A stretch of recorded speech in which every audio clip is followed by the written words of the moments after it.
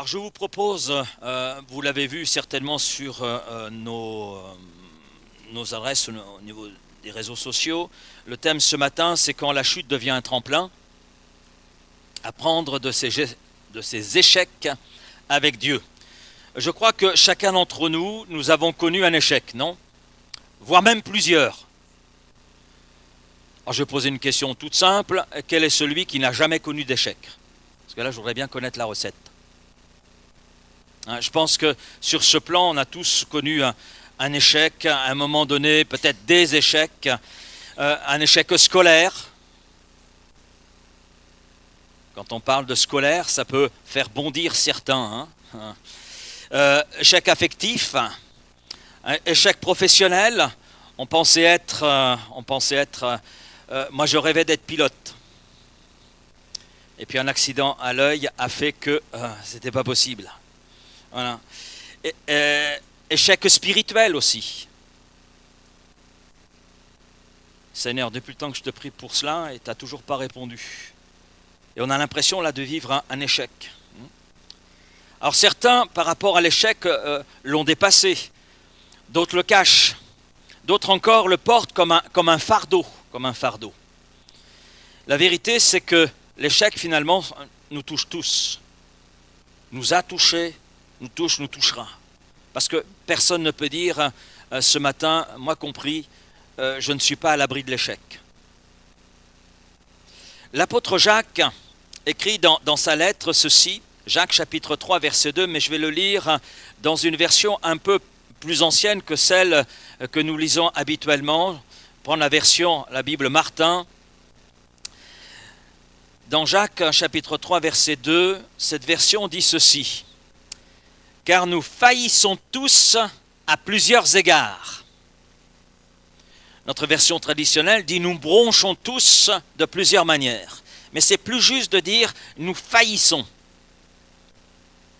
Si quelqu'un ne faillit pas en parole, celui-là est un homme parfait, capable de tenir aussi tout le corps en bride. Car nous faillissons tous à plusieurs égards, c'est-à-dire nous chutons, il y a des moments aussi d'égarement, etc., des échecs. Et si quelqu'un ne connaît pas l'échec, ne faillit pas en parole, celui-là est un homme parfait, capable de tenir aussi tout le corps en bride.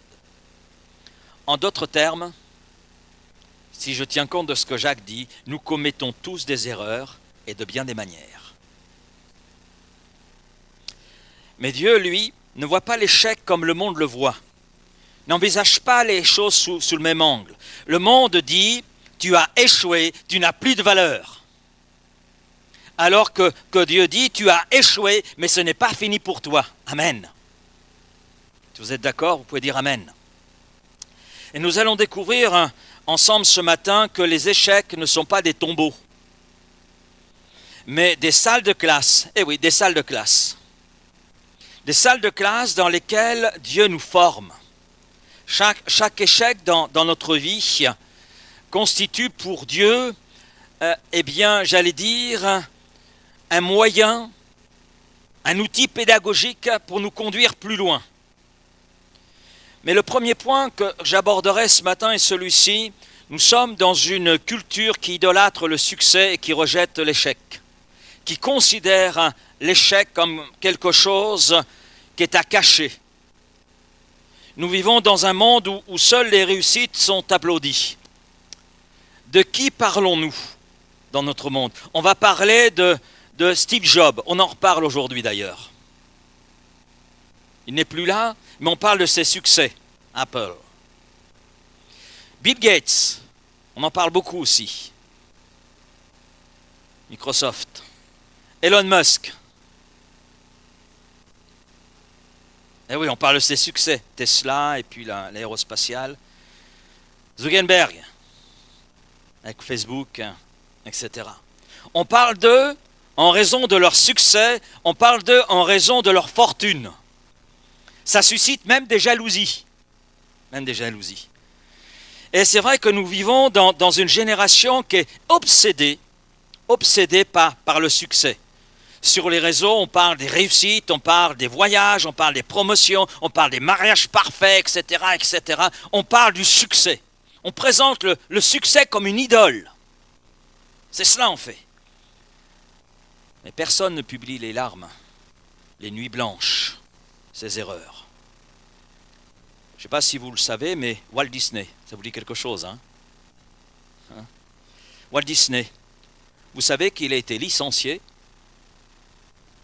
pour une cause faute d'imagination. Oui, oui. C'est son histoire. Il a connu un échec terrible.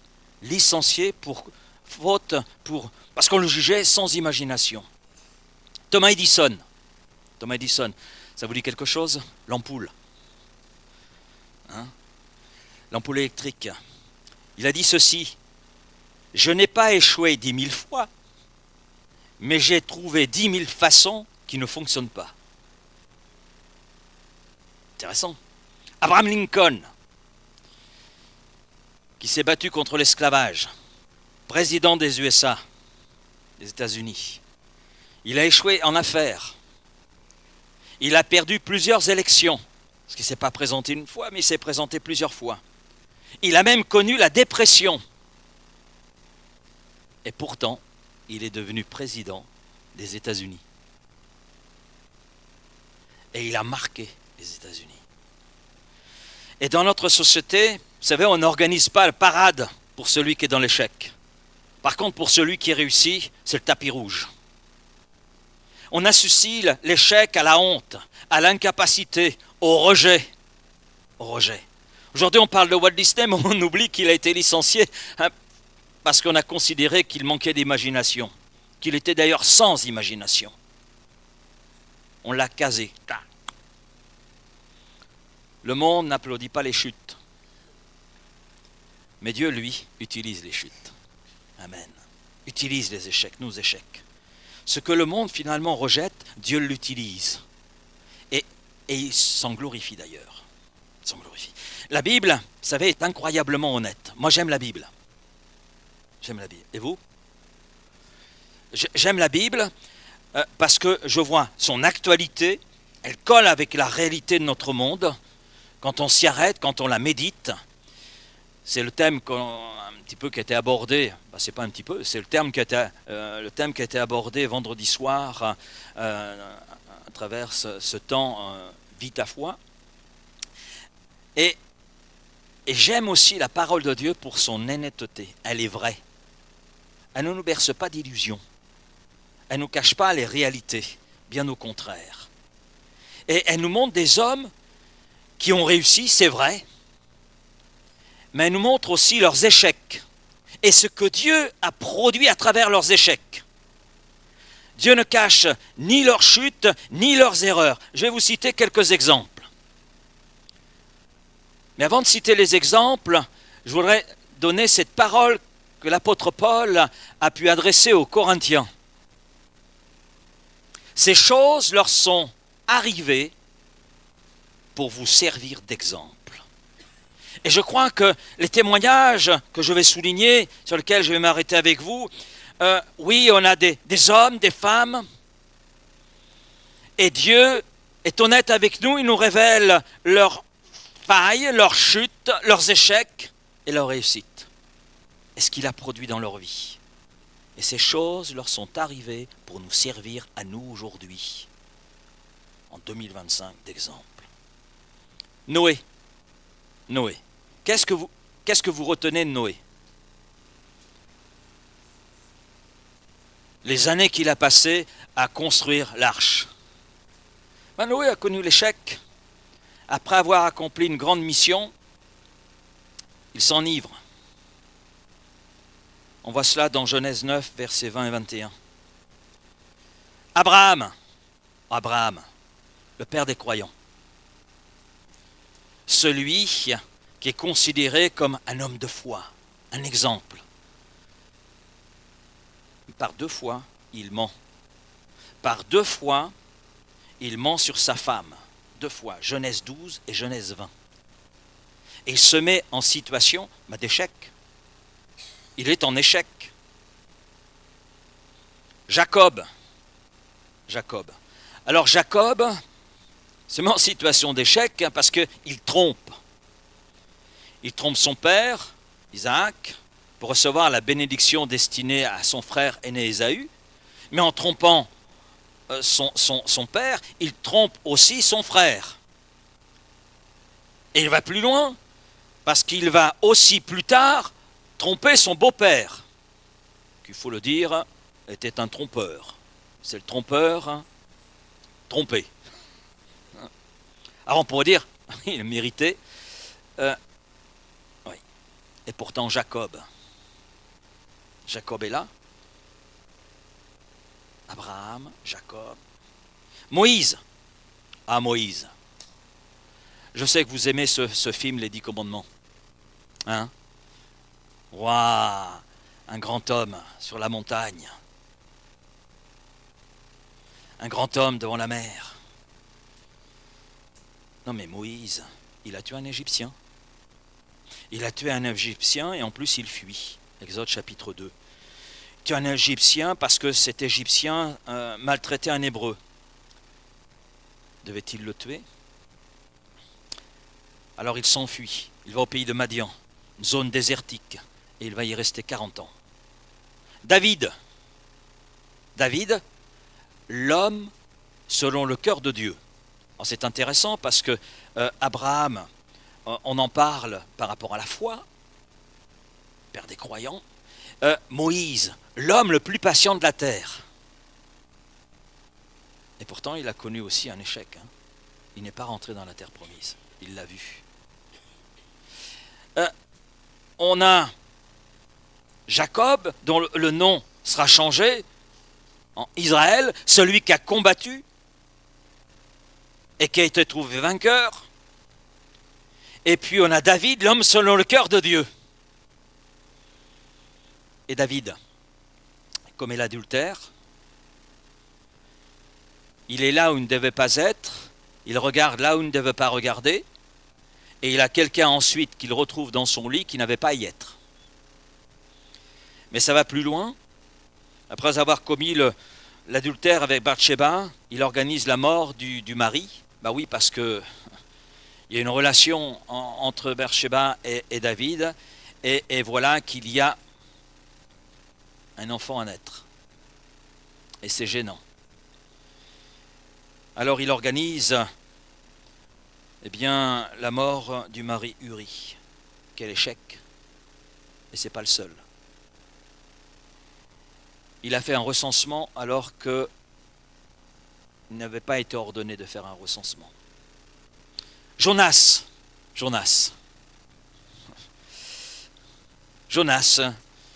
qui fut avalé par un grand poisson. Grand poisson. Jonas, il fuit son appel. Il prend un bateau pour prendre une destination qui n'est pas celle que Dieu lui a demandée. Et se retrouve dans des circonstances plutôt délicates. Oui. Pierre, l'apôtre Pierre. Pierre renie Jésus combien de fois? 3 fois. Avant même que le coq ne chante, dit Jésus, Matthieu 26. Jean-Marc, plus connu sous le nom de Marc, celui qui est l'auteur de l'évangile qui porte son nom. Jean-Marc, il accompagnait Paul et Barnabas, et puis à un moment donné, il est parti, il a abandonné. Ce qui a suscité dans le cœur de Paul un certain énervement. Oui, celui qui deviendra le futur auteur de l'évangile selon Marc abandonne Paul au milieu d'un voyage missionnaire. Alors j'ai cité là quelques exemples, ce n'est pas les seuls. Et pourtant Dieu, quand on reprend ces hommes, ces personnages, pourtant Dieu par sa grâce leur a donné une seconde chance, amen. Et Dieu les a restaurés, il leur a fait à nouveau confiance pour un ministère encore plus grand. Parce que ce Pierre qui a renié Jésus, ce Pierre qui prend la fuite, qui retourne à son entreprise de pêche, Jésus va le chercher. Il va le restaurer. Et c'est ce Pierre qui a connu l'échec, qui se tiendra devant la foule rassemblée à Jérusalem le jour de la Pentecôte et qui va prêcher l'évangile, la bonne nouvelle de Jésus-Christ. Mon deuxième point, c'est que l'échec fait partie de la vie du disciple. L'échec fait partie de la vie chrétienne. Beaucoup pensent, et trop le pensent, si je suis vraiment chrétien, je ne devrais jamais échouer. Taratata, oui. C'est faux, c'est un mythe, c'est un mensonge, c'est une fake news. Paul dit clairement, Romains 7, 19, « Je ne fais pas le bien que je veux et je fais le mal que je ne veux pas. » Je ne fais pas le bien que je veux et je fais le mal que je ne veux pas. Paul explique dans ce chapitre la lutte intérieure qui est la sienne. Oui, l'apôtre Paul, le grand missionnaire devant l'Éternel, ce grand théologien, ce grand homme de Dieu. Je dis grand, c'est parce que Paul veut dire petit. Mais et Paul explique dans Romains 7, dans ce chapitre, cette lutte intérieure entre le désir de suivre Dieu, de faire toute la volonté de Dieu, et la faiblesse humaine liée justement à cette nature humaine, charnelle, qui a été abîmée par le péché. C'est vrai, nous sommes sauvés par grâce. C'est extraordinaire. Nous ne pouvions pas par nous-mêmes nous sauver. C'est Dieu qui, à travers Jésus-Christ, son Fils unique, a accompli ce que nous ne pouvions pas réaliser. Et à travers le don du Fils de Dieu, nous avons le pardon de nos péchés. C'est extraordinaire. Nous entrons dans une vie nouvelle. Mais, si l'auteur de l'Épître aux Hébreux nous demande de rechercher la sanctification sans laquelle nul ne verra le Seigneur, c'est que nous sommes encore avec une nature fragile, une nature qui a été abîmée. Et tant que nous serons dans ce pèlerinage sur terre, il y aura cette faiblesse, ça nous colle à la peau, cette vieille nature. Cette vieille nature qui est là, qui en fonction des circonstances, des situations, réagit plus ou moins. Elle est assez réactive d'ailleurs, notre vieille nature. Et oui, nous sommes encore dans la chair, avec ses limites, avec ses émotions, avec ses incompréhensions, et parfois avec une mauvaise lecture des situations et de la volonté de Dieu. Est-ce que notre lecture des situations, des circonstances, est toujours une bonne lecture ? Est-ce que notre lecture de la volonté de Dieu est toujours la bonne ? Est-ce que Dieu, quelquefois, ne nous ramène pas à voir une direction que nous n'avions pas envisagée ? Ou si nous l'avons envisagée, nous ne voulions pas regarder dans cette direction, un petit peu à l'exemple de Jonas. On va voir un exemple. Samuel, c'est le prophète, dernier juge en Israël, guide, juste un guide, un homme de Dieu. Prophète, c'est celui qui communique la parole de Dieu, de la part de Dieu, d'accord ? Et il est là dans une relation avec Dieu pour communiquer une parole de la part de Dieu, d'accord ? Dans 1 Samuel 16, vous lirez le chapitre, Samuel, pourtant prophète, se trompe 7 fois. 7 fois. 7 échecs. Il va chez Isaïe, qui a des fils, et Dieu lui demande d'aller chez Isaïe, pour oindre celui qui allait devenir roi en Israël, pour oindre l'homme selon le cœur de Dieu. Et Samuel arrive, et il voit, waouh, un Schwarzi, en la personne d'Eliab. Alors il dit, certainement c'est celui-là que tu as choisi. Non. Le deuxième, etc. 7 erreurs. Et à chaque fois, il a pensé que c'était ceux que Dieu avait choisis. Samuel s'est trompé complètement en toute sincérité. Il était sincère, très sincère. Samuel s'est trompé, oui. Complètement, j'allais dire pleinement, mais aussi sincèrement. Et Dieu le corrige doucement. L'homme regarde à l'apparence, mais l'Éternel regarde au cœur. Si Samuel, le prophète de l'Éternel, le guide du peuple, peut se tromper, moi aussi je peux me tromper. Mais vous aussi, nous aussi. Samuel était un homme de la même nature que chacun d'entre nous. Pierre, je reviens à lui, Pierre. Pierre est le seul homme après Jésus à avoir marché sur l'eau. Matthieu 14. Mais Pierre échoue. Il coule même. Mais au moins, lui, il est sorti du bateau. Ah oui. Lui, il est sorti du bateau quand même. Ah oui, il faut être honnête. Hein. Il est sorti du bateau. Les autres étaient paralysés dans le bateau. Mais lui, il est sorti.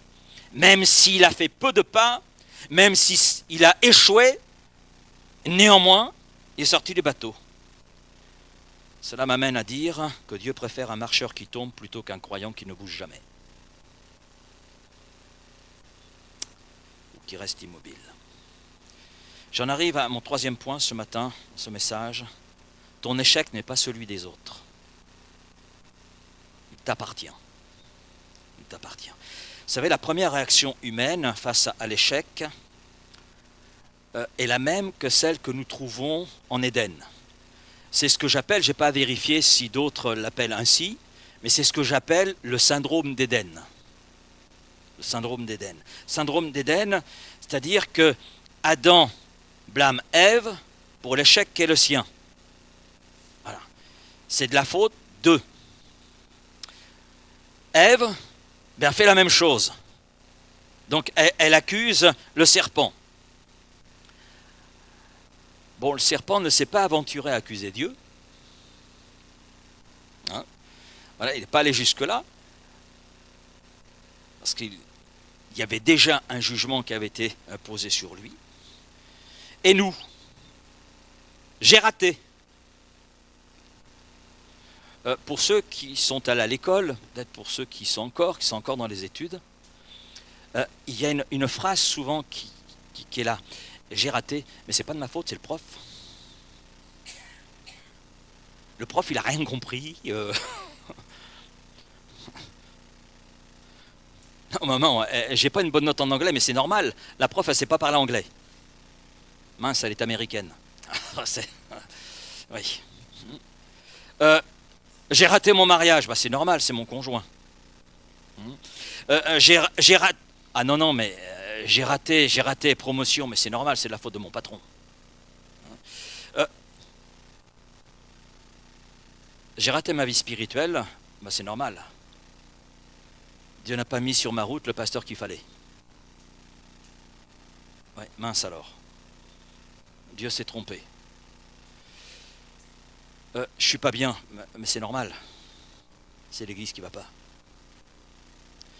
On trouve toujours des excuses. C'est le syndrome d'Éden. Ça nous colle un peu à notre nature. Un psychologue a demandé à un patient, pourquoi avez-vous toujours des conflits? Et le patient a répondu, parce que les gens autour de moi ne comprennent rien. Mais en fait, ce patient avait un problème simple. Il était au centre de chaque problème, mais il ne le voyait pas.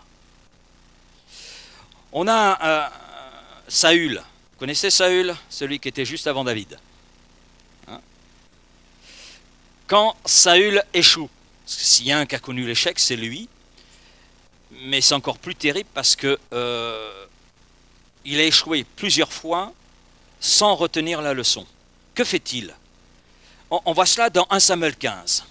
Quand il est pris à défaut, qu'il est placé devant un échec, la première chose qu'il fait, c'est accuser le peuple. C'est la faute du peuple. La deuxième chose, les circonstances. La troisième chose, c'est la pression. La quatrième chose, c'est toi Samuel, parce que tu n'étais pas avec moi.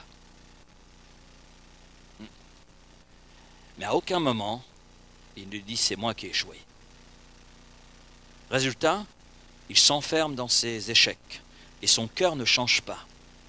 Et son règne se termine. Mais son règne se termine lamentablement, parce que la fin de Saül est lamentable. Il en arrive à détruire tout autour de lui. Et il se suicide au final. Mais ce qui est terrible dans cette situation, c'est qu'il avait le choix de vivre un changement. il avait la possibilité de vivre une restauration et un renouveau. Mais il a préféré s'enfermer dans son échec, dans ses échecs, en essayant de se convaincre que les autres étaient les responsables. Mais lui seul était le responsable. En David, nous avons tout à fait l'opposé. Quand David, après son adultère et le meurtre d'Uri, de Samuel 12, il est placé devant l'évidence, devant ses échecs, il dira « J'ai péché contre l'Éternel. J'ai. » Et ce « j'ai », J-A-I, ouvre la porte à la restauration, à un renouveau. Et Dieu ne veut pas des disciples parfaits. Dieu ne veut pas des disciples parfaits. Non, ce qu'il veut, c'est des disciples honnêtes avec eux-mêmes et qui apprennent, même dans leurs échecs, afin de goûter à la restauration, au renouvellement. Un quatrième point. Ce serait dommage de s'arrêter là. Quatrième point de ce message ce matin. L'échec n'est jamais définitif avec Dieu. Amen. Dieu transforme la chute en tremplin. Vous savez, beaucoup, et c'est très humain, trop humain d'ailleurs, beaucoup pensent que leur échec dit ce qu'ils sont. J'ai échoué sur le plan scolaire, donc je suis incapable de faire des études. Mais non, c'est Dieu qui dit qui nous sommes et ce que nous sommes. Amen. Ce que pensent les hommes, peu importe, ce qui est essentiel, c'est ce que Dieu pense. Ce qui est essentiel pour toi, c'est pas ce que je pense de toi. C'est pas ce que l'Église pense de toi. Parce qu'on n'a pas les paramètres pour bien penser concernant notre frère, notre sœur. Qui es-tu? Est-ce que tu connais le cœur de ton frère, de ta sœur, aussi bien que Dieu? Non. Non. Celui qui connaît le mieux mon cœur, c'est Dieu. Ma femme me connaît bien. Oui, Raphaël me connaît bien. Mais Dieu me connaît mieux. Et ce qui fait ma valeur, c'est pas ce que l'autre va penser, c'est ce que Dieu pense. C'est ça qui est essentiel. C'est ça qui est essentiel. C'est Dieu qui dit qui nous sommes. Et son appréciation est juste. Michée, le prophète Michée dira ceci, « Si je tombe, je me relèverai. » Amen. Si je tombe, je me relèverai. Il y a un processus de relèvement. Vous savez, le juste ne tombe pas une seule fois. C'est pas moi qui le dis, c'est le Proverbe 24, verset 16. « Car 7 fois le juste tombe, il se relève. » Et on voit, le Proverbe, c'est paroles de sagesse. C'est une partie de la sagesse de Dieu qui est traduite à travers des mots. Et ça nous parle. Car 7 fois le juste. C'est-à-dire qu'on peut tomber plusieurs fois, on peut connaître l'échec plusieurs fois. Mais ce n'est pas l'échec qui te définit. Ce n'est pas l'échec qui me définit. C'est Dieu. Car 7 fois le juste tombe, mais il se relève. Par contre, les méchants sont précipités dans le malheur. Le juste se relève alors que l'injuste s'enfonce dans son échec, estimant que ce n'est pas lui le responsable, mais l'autre. Et là, je reviens à Pierre. Il aurait été intéressant de voir chaque exemple que j'ai cité, mais je reviens à Pierre. Pourquoi Pierre? Parce que c'est celui, peut-être, de tous ceux que j'ai cités, peut-être celui que nous connaissons le mieux. Peut-être parce que nous lui ressemblons beaucoup. Il y a un Pierre qui se cache en chacun d'entre nous. Pierre après sa chute. Oui, Pierre renie Jésus par 3 fois. Il échoue publiquement. Ce n'est pas en privé, c'est publiquement. Il y a cette servante qui est là, qui relève, d'ailleurs, en raison de l'accent qui est celui de Pierre. L'accent marseillais, ça se reconnaît. Hein? L'accent toulousain, même chose. Hein? L'accent lillois aussi. Donc, parle et je te dirai d'où tu viens. D'où tu viens. Donc, vous avez compris mon accent, vous savez d'où je viens? Non, vous ne le savez pas? Comme je n'ai pas d'accent, je viens du centre. Voilà. Et Pierre échoue publiquement. Les gens, que fait-il? Il s'enfuit. Il abandonne son appel, il retourne à la pêche, il se sent disqualifié, honteux. C'est l'échec. Et il pense que l'échec le définit. Je suis un échec. Je suis un échec. Mais après la résurrection, l'ange dit ceci. Marc 16,7. Allez dire à ses disciples de Jésus, et à Pierre. Tiens. Moi, j'aurais mis un point après disciple. Un point d'exclamation. Allez dire à ses disciples. Point d'exclamation. Non, c'est allez dire à ses disciples et à Pierre. Pourquoi Pierre? Parce qu'il se voyait comme un raté. Il s'est défini en fonction de l'échec qui était le sien. Mais Jésus le voyait comme un futur apôtre. Amen. Et puis Jésus lui pose, notez bien, 3 fois la même question. Pierre, m'aimes-tu?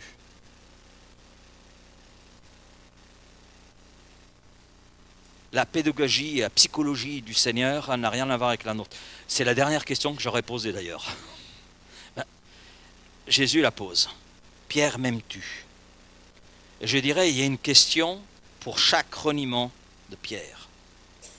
Parce que cette question le renvoie à ses échecs successifs. À son premier reniement, à son deuxième reniement, à son troisième reniement. Et les échecs qui ont suivi. Jésus n'a pas oublié celui qui est tombé. Jésus le nomme personnellement, allez dire aux disciples et à Pierre. Jésus le relève personnellement. Il va à la rencontre de Pierre. Pierre, m'aimes-tu? Et il le restaure personnellement. Amen. Et qu'est-ce qui se passe? Bien, quelques semaines plus tard, celui qui avait renié proclame l'évangile, la bonne nouvelle. Celui qui avait pleuré annonce la grâce. Celui qui s'était caché parle à une foule et 3000 âmes se convertissent. Et je trouve intéressant, 3 reniements, 3000 âmes. Intéressant, hein? La grâce. La grâce. On voit la beauté de la grâce, là. La beauté de la grâce qui se manifeste. C'est ce que Dieu fait avec l'échec quand on lui donne l'échec. Amen. Dieu écrit. Vous savez, Dieu écrit droit, hein, même avec nos lignes courbes. Hein. Amen. Amen. Eutychus, ça vous dit quelque chose? Celui qui trouvait que l'apôtre Paul prêchait trop longtemps. Oui, c'est ça. Hein. Et Eutychus était assis sur le rebord de la fenêtre. Voilà. Peut-être qu'il voyait ses copains qui lui faisaient signe. Peut-être. Peut-être. Je ne sais pas. Mais Paul était un peu long. Oui, Paul était un peu long. Il semble que ce soit d'ailleurs une caractéristique de l'apôtre Paul. Des fois, c'est une caractéristique du pasteur aussi. Ça peut arriver. Et Eutychus,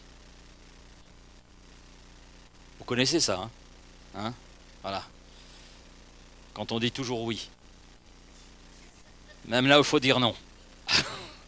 Et à un moment donné, donc, il est rentré en méditation profonde et il a basculé du mauvais côté. 3e étage. Oui. Et il se tue.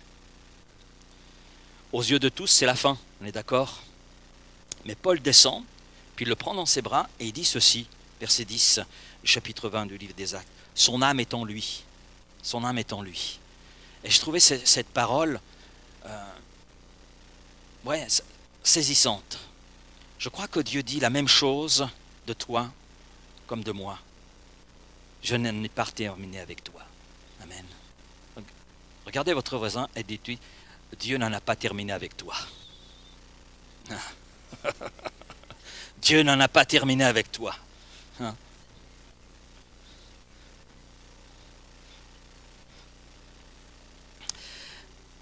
Le 5e point, ce que l'échec produit en nous.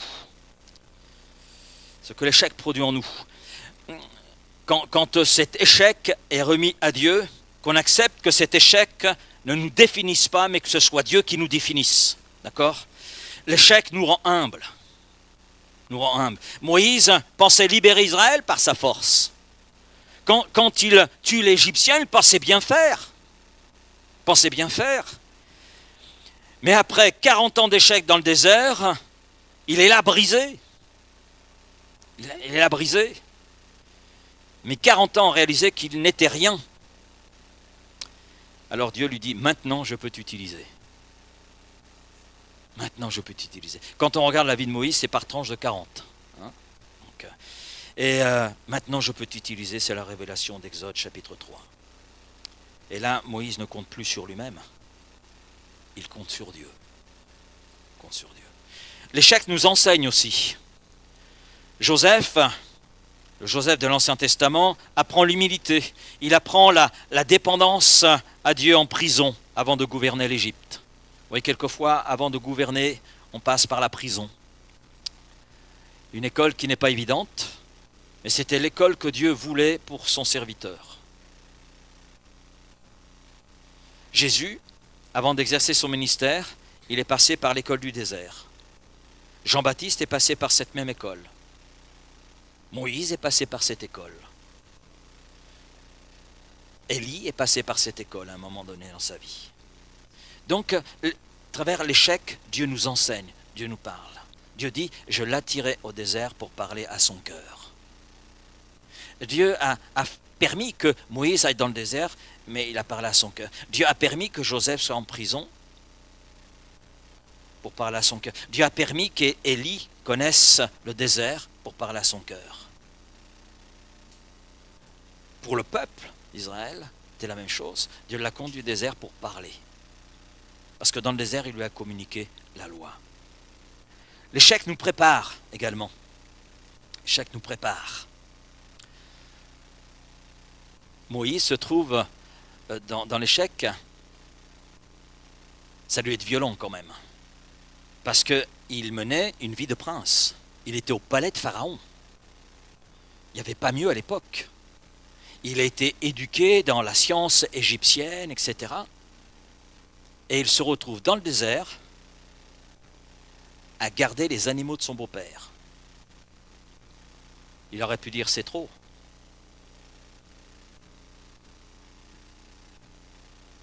Mais il garde le troupeau. Et je trouve ça intéressant parce qu'après, il a gardé un gros troupeau.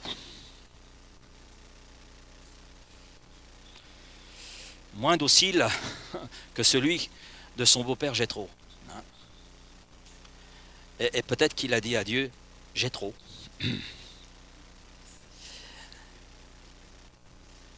Dieu nous prépare.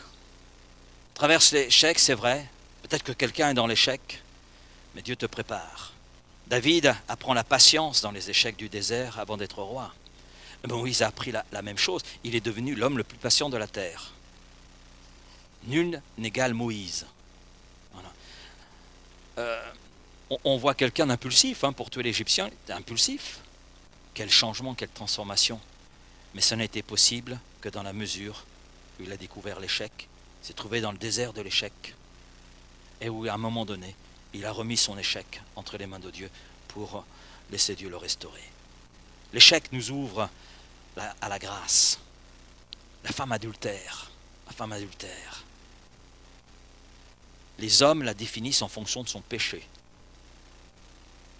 Ils la traînèrent. Littéralement, ils la prenaient par les cheveux, ils la traînaient. Vous imaginez? Ils en arrivent même, ces gens, à oublier qu'un adultère, c'est jamais tout seul. Et ils sont dans l'irrespect de la loi. Peut-être que c'était un de leurs potes. Possible. Ils jugent. Et quelquefois nous-mêmes, on est plus fort dans le jugement que Dieu ne peut l'être. Des fois, on enferme des personnes dans un jugement et on ne les sort pas de ce jugement. Mais Dieu nous rappelle que nous serons jugés sur les mêmes critères que ceux que nous utilisons pour juger les autres. Ouais. Alors, cette femme est traînée là devant Jésus. Et il y a ces paroles de Jésus, « Je ne te condamne pas, va et ne pêche plus. » Les hommes la condamnaient, l'éliminaient de la grâce. Mais Jésus l'amène sur le terrain de la grâce. « Je ne te condamne pas, va et ne pêche plus. » C'est-à-dire que le Seigneur lui donne les moyens de ne plus être ce par quoi les hommes la définissent, mais de devenir quelqu'un de nouveau. Amen. Ce n'est pas la faute dénoncée qui sauve, mais c'est la grâce qui relève. L'échec dans la vie du chrétien, eh bien, c'est un apprentissage. Jésus nous dit « Je suis la vigne, et mon Père est le vigneron ». D'accord ? Ce qui veut dire que nous sommes les sarments. Le sarment a besoin d'être collé au cep, et le vigneron met tout en œuvre pour que les sarments puissent porter un maximum du fruit alors qu'ils sont collés au cep. Et vous savez ce que fait un vigneron ? J'ai eu l'occasion de travailler dans les vignes avec mon grand-père. Il y a une période où on prend un sécateur et on coupe. Aïe !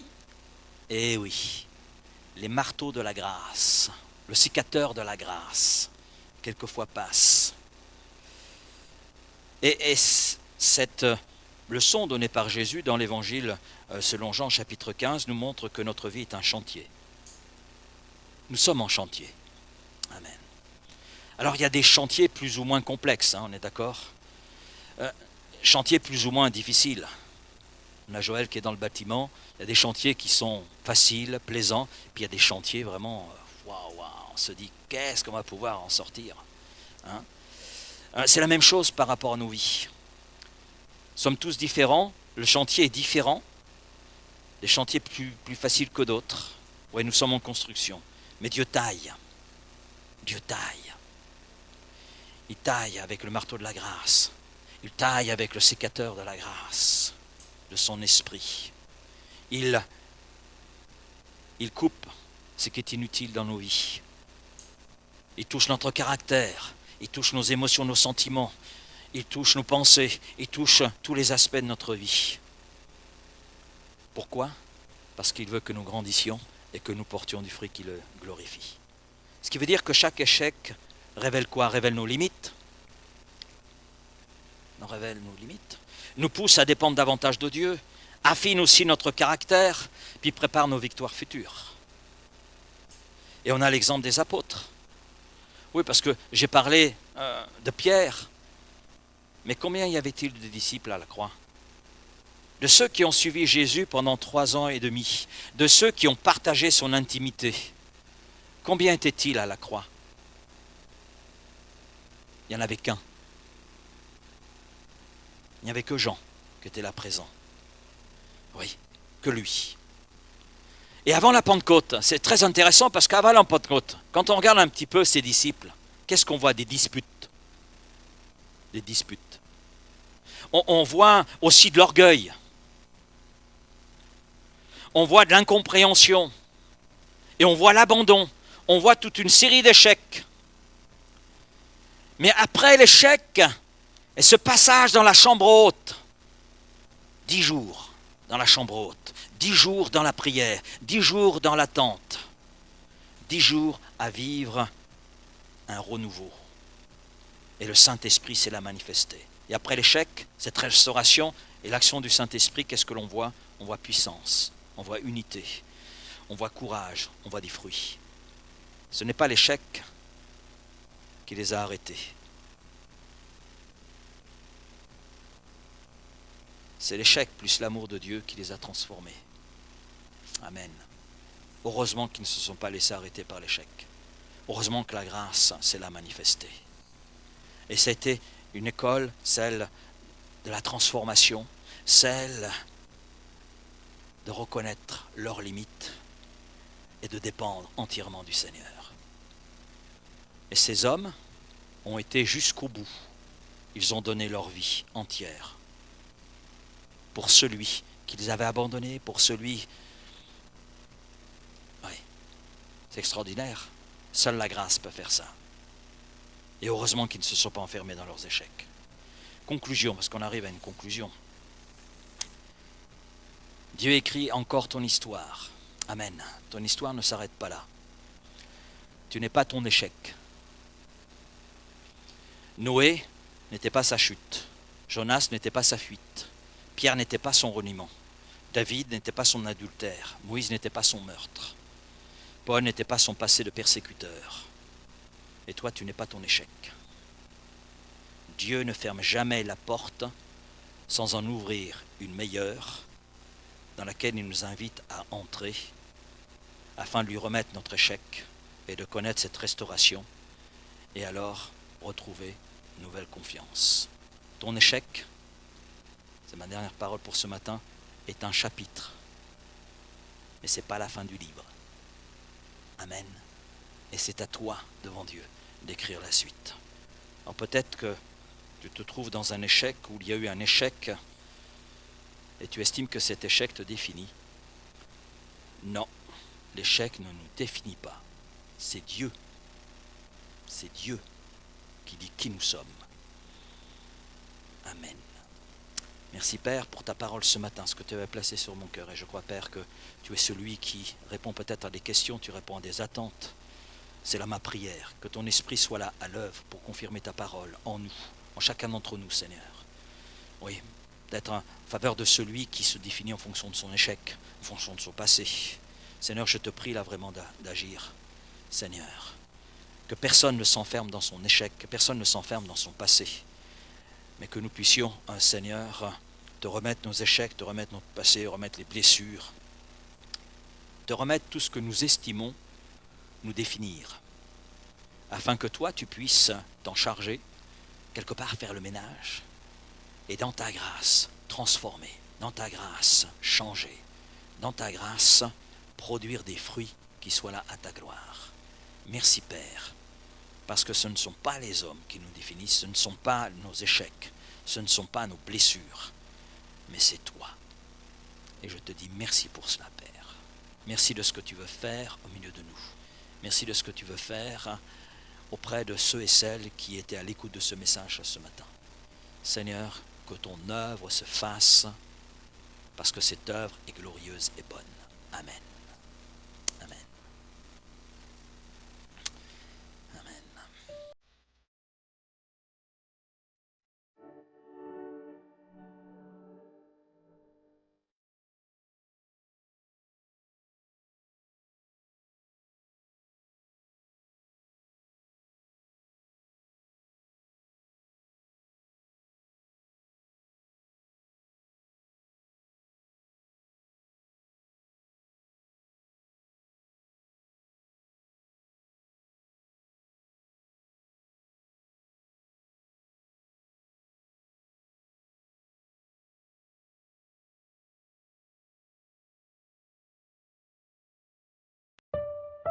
Amen.